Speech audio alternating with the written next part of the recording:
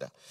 먼저 광고 하나 드리면 아까 광고 시간에 들으셨겠지만 제가 코로나 기간에 했던 꼬리에 꼬리를 무는 신학, 꼬꼬신학 5월 달에 다시 온라인으로 시작하니까요. 많이 신청해 주시고 그래서 미리 우리 강 목사님께 신청을 해 주시면 시간 잘 정해서 5월 달에 시작을 하도록 하겠습니다. 자, 오늘 그 헤세드 FC 광고를 지금 했잖아요. 그래서 헤세드 FC도 이렇게 되기를 원해서 제가 거기에 맞는 영화를 준비를 했습니다.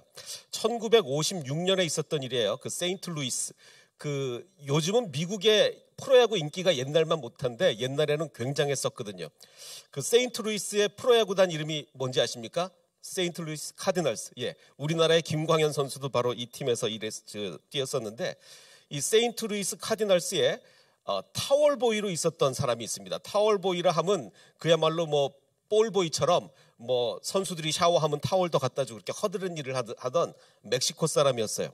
이 카디널스 팀에 타월보이가 있었는데 이 사람이 결국 인종차별을 받아서 잘리게 됩니다. 이 구단주가 일을 그만두게, 당신 오늘 해고당합니다. fired 이렇게 얘기를 합니다.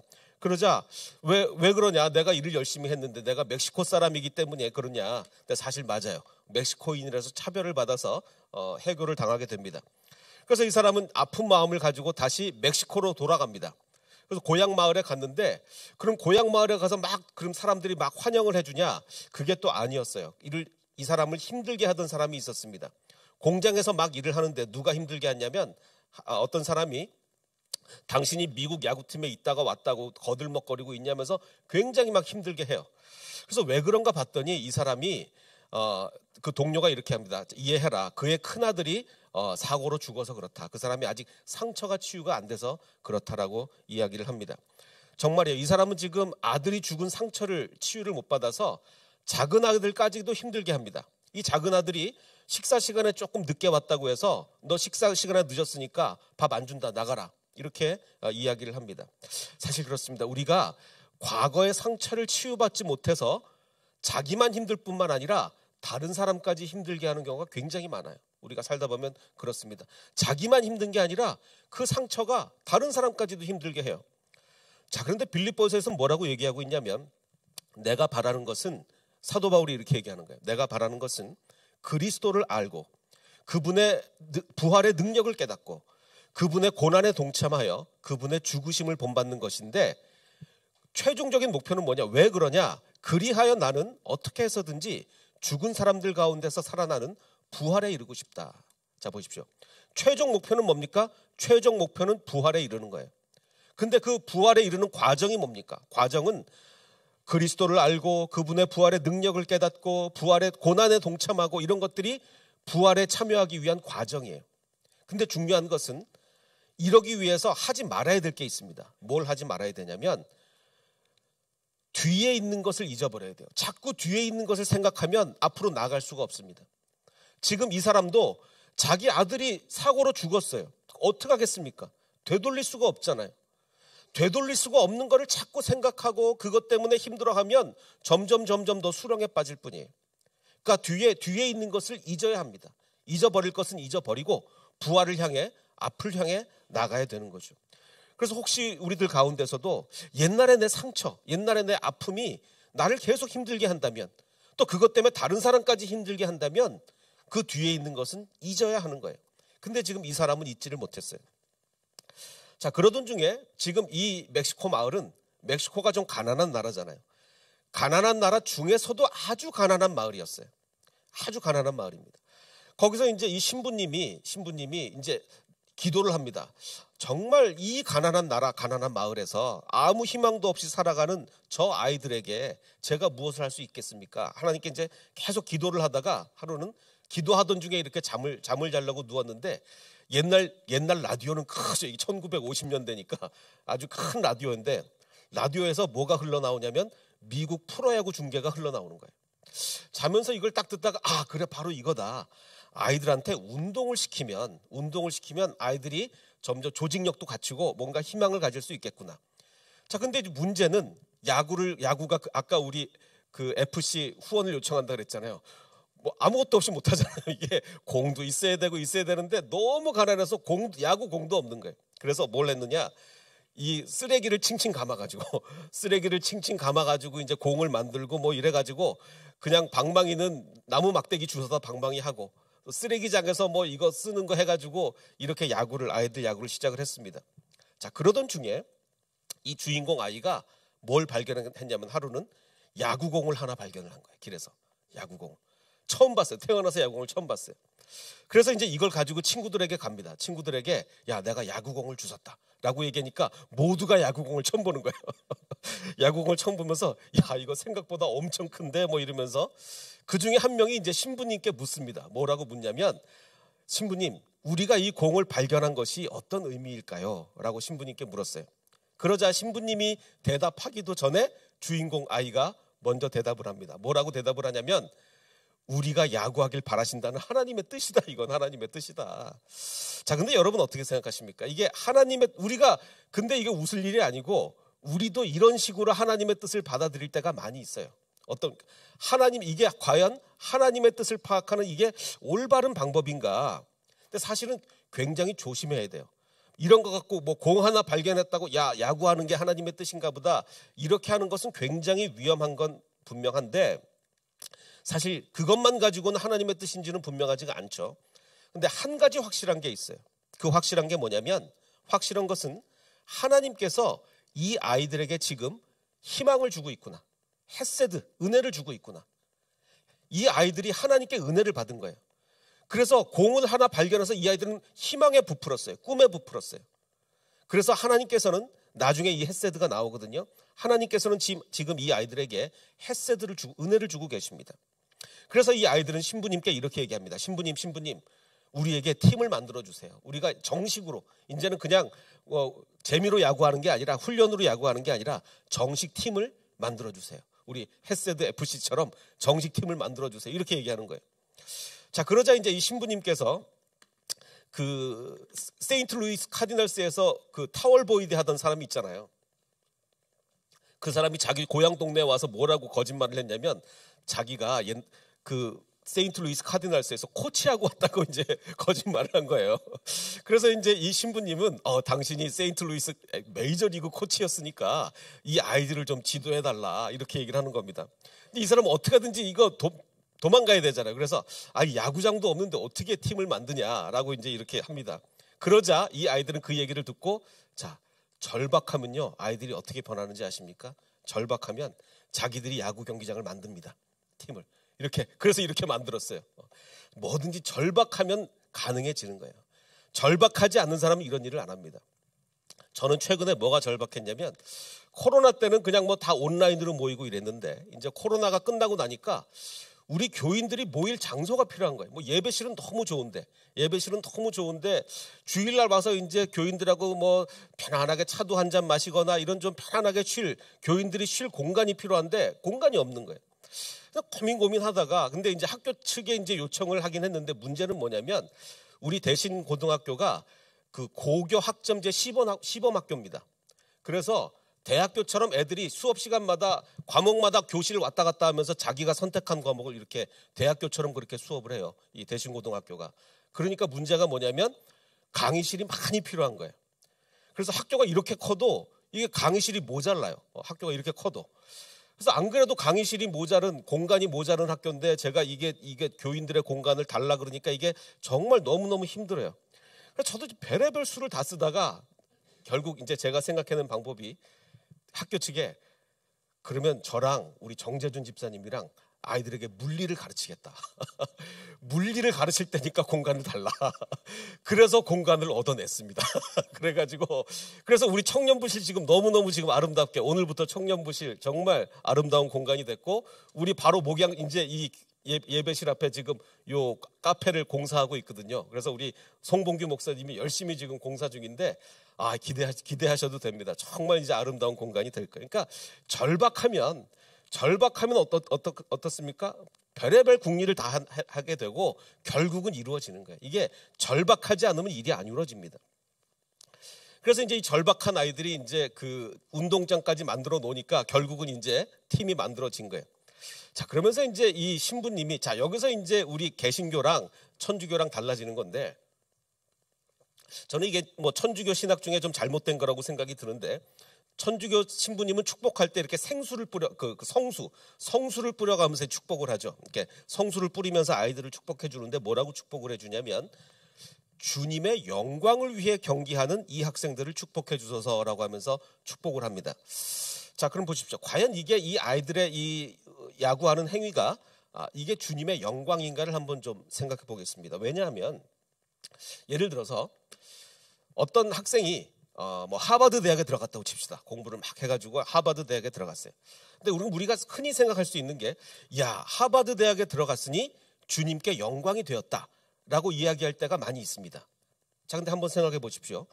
하버드 대학에 들어간 것 자체가 주님의 영광일까요? 그건 아니에요. 왜? 하버드 대학에 가면 안 믿는 애들이 더 많아요.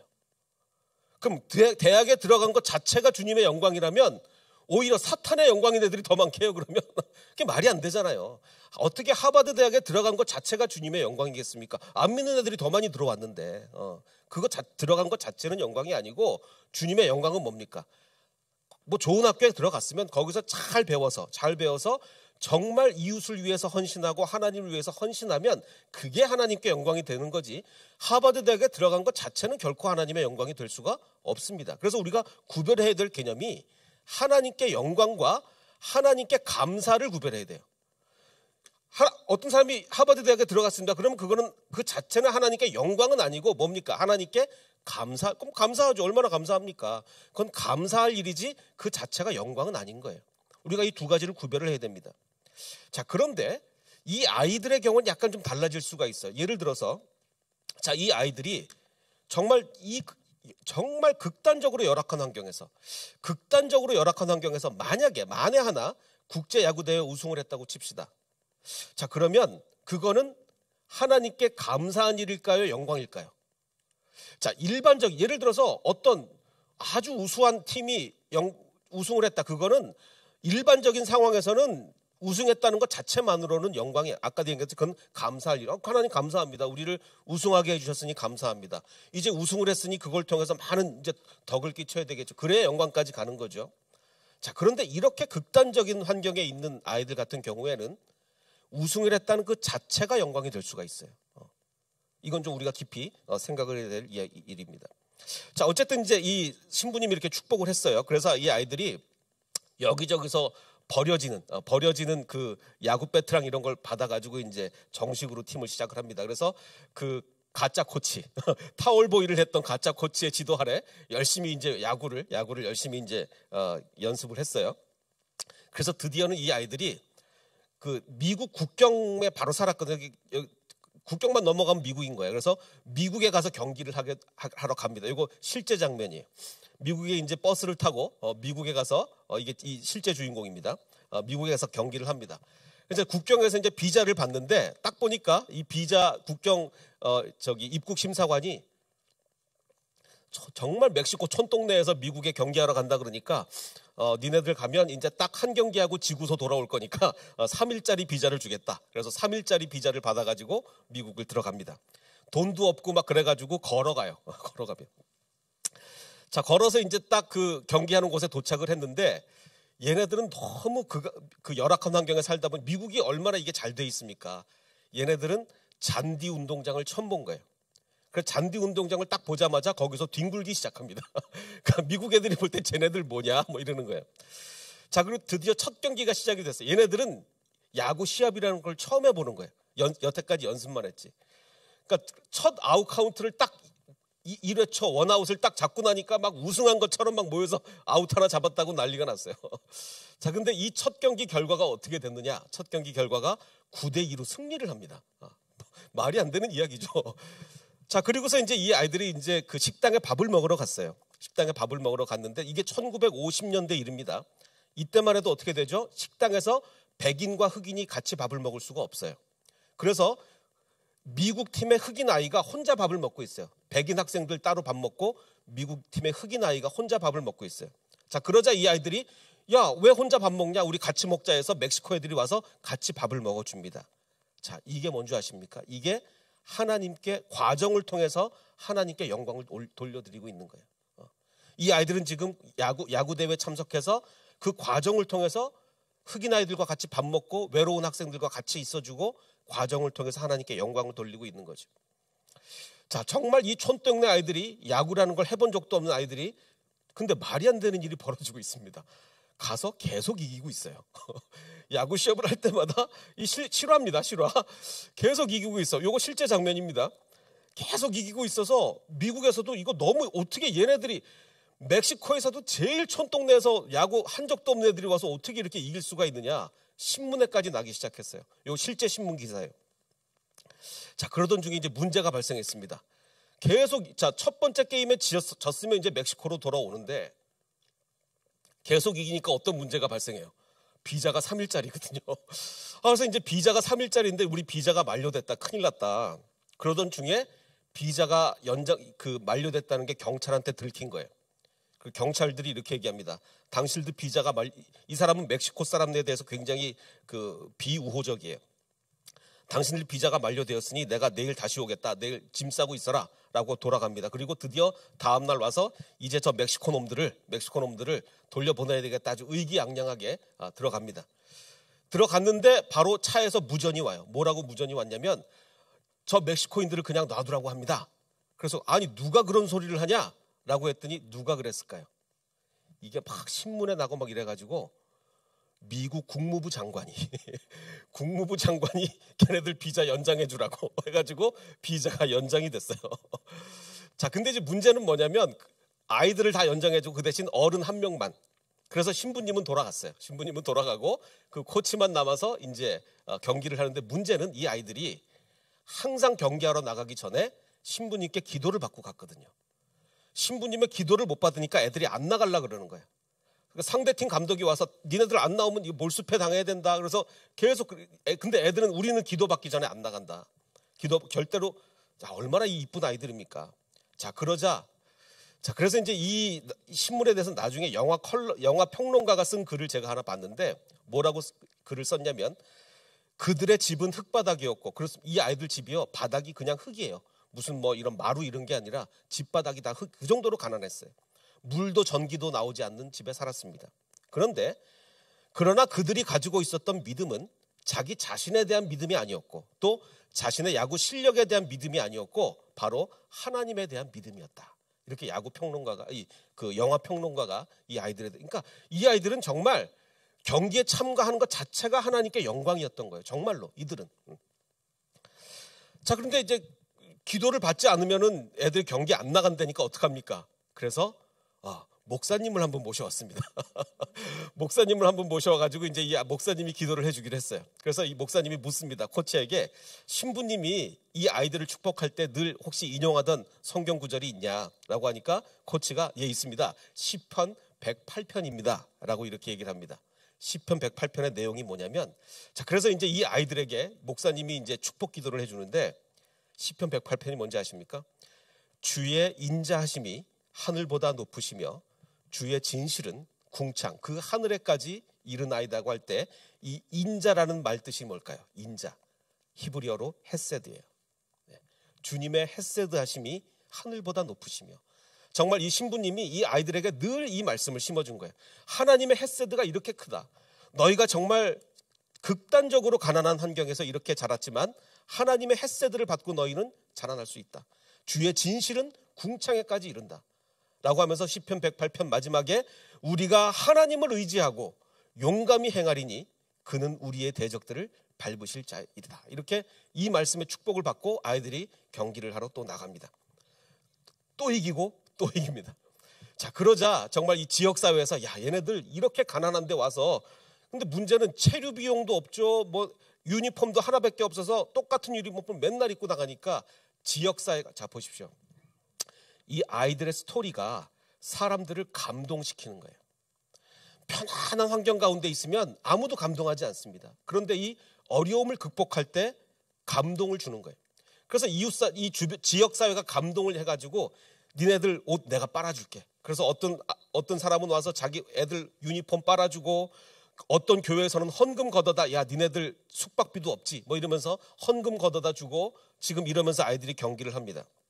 자, 그래서 이제 애들이 또 이겨 나가는데 어떤 일이 벌어진지 아십니까? 자, 리틀 야구 월드 시리즈가 있는데, 그러니까 최고 경기죠. 리틀 야구 월드 시리즈에 준결승까지 진출을 합니다. 준결승. 정말 멕시코 가장 가난한 나라의 그 동네에서 그 야구 방망이도 없어서 막대기로 연습한 애들이 준결승에 진출을 해요. 자, 근데 그러자 이 멕시코에 있어서 그 멕시코 정부의 관리들이 옵니다. 정부의 관리들이 와서 이게 뉴스가 되니까 뭐라고 얘기하냐면, 지금 이번이 준결승인데 어차피 니네들 오늘 경기에 진다. 그러니까 어차피 결승에는 못 가니까 오늘 경기에 에이스 투수를 내보내라. 라고 하니까 이 감독이 뭐라고 그러냐면, 아이들 순서가 있었거든요. 순서가. 그러면 오늘 나가기로 했던 애가 상처받는다. 순서대로 나가야 됩니다. 그렇지 않으면 아이들이 상처받는다. 그러자 이제 이 멕시코 관리가 뭐라고 얘기하냐면, 당신 세인트루이스에서 타월보이였다는 걸 애들이 알고 있냐? 이렇게까지 지금 협박을 하는 거예요. 그러니까 에이스 투수 내보내라는 거야. 우리 말을 들어라. 그러자 이제 이 코치는 고민을 하게 됩니다. 그러다가 결국 아이들한테 가서 이렇게 얘기합니다.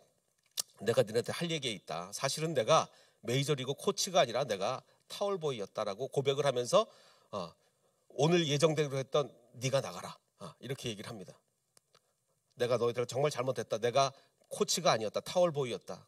그러자 아이들이 뭐라고 이야기를 하냐면, 코치님, 우리는 알고 있었어요.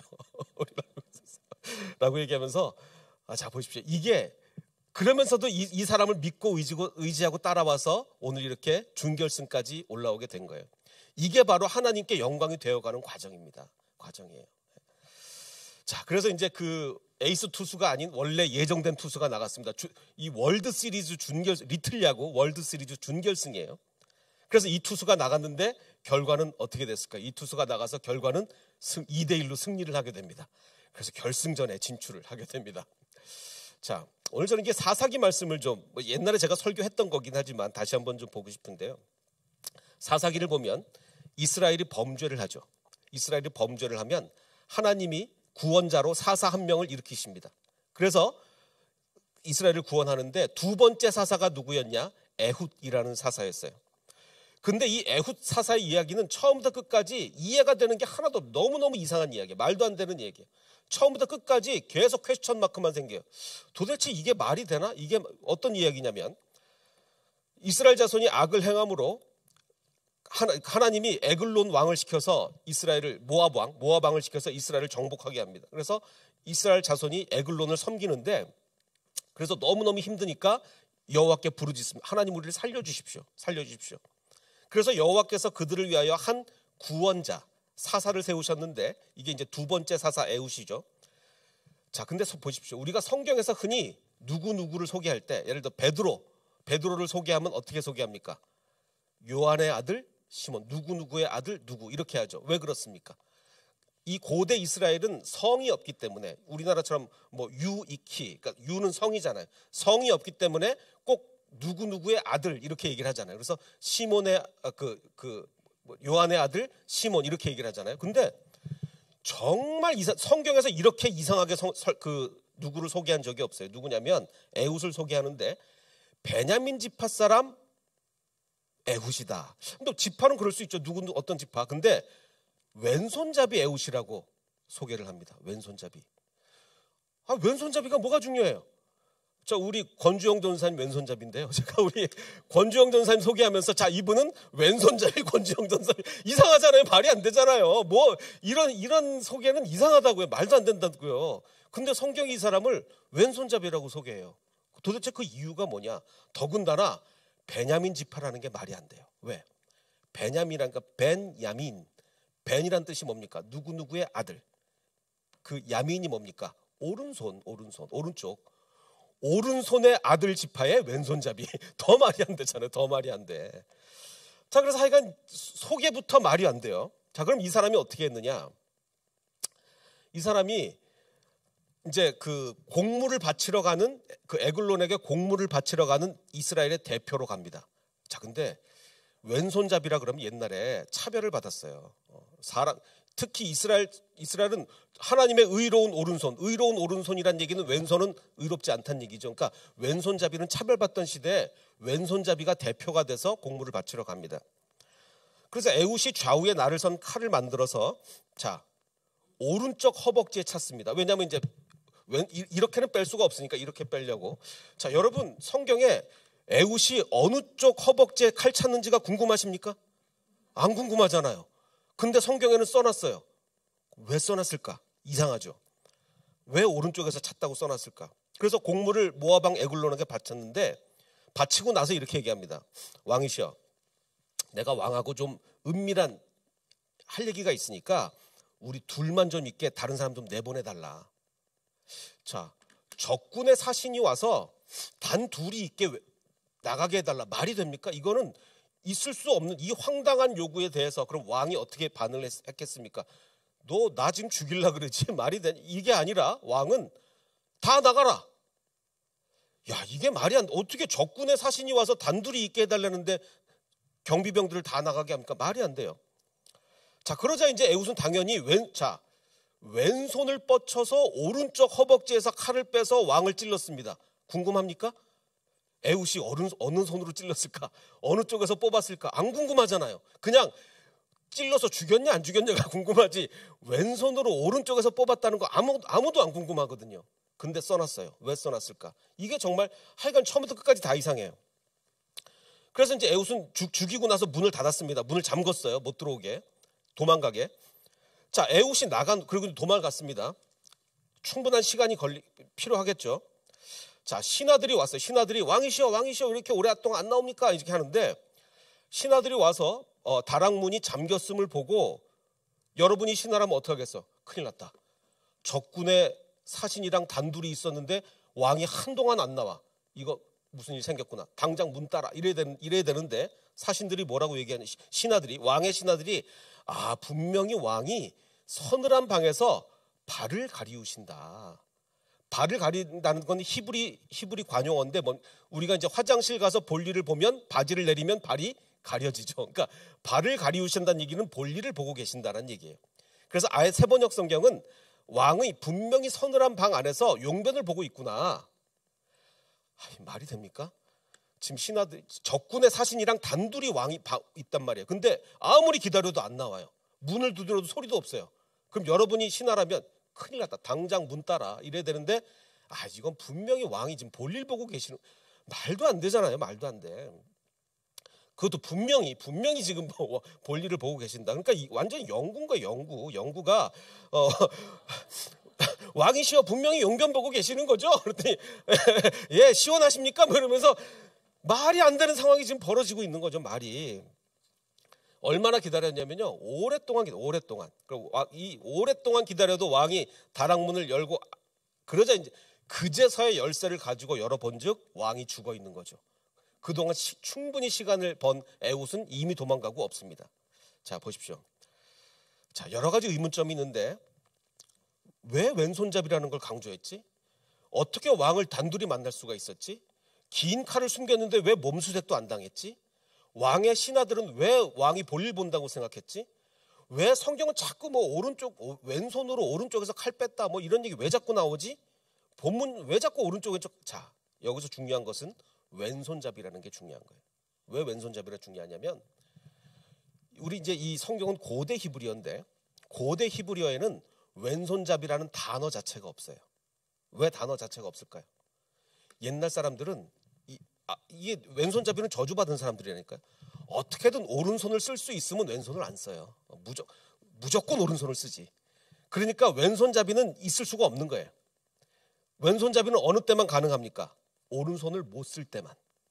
그래서 왼손잡이라는 단어 자체가 없고 그래서 아까 왼손잡이 에훗이라 그랬잖아요. 왼손잡이라는 단어가 히브리어로 보면 이쉬, 이테르, 야드, 예미노 이런 뜻입니다. 이게 무슨 얘기냐면 이쉬, 사람인데 다친 사람, 어떤 사람? 오른손이 다친 사람. 이거를 번역해서 왼손잡이라고 번역을 한 거예요. 즉 오른손을 못 쓰는 사람이에요. 오른손을 못 쓰는 사람.